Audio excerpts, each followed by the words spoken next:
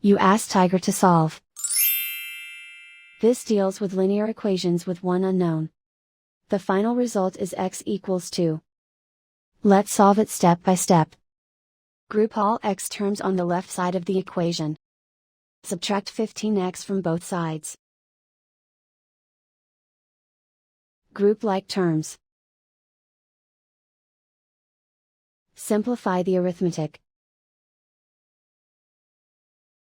Group like terms. Simplify the arithmetic.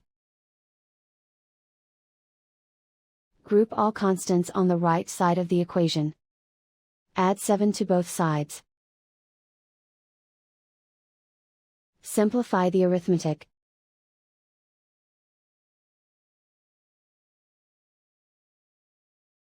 Isolate the x.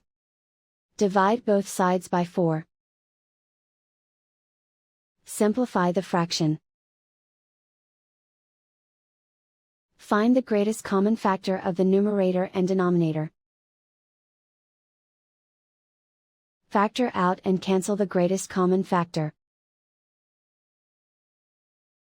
And so the final result is x equals 2.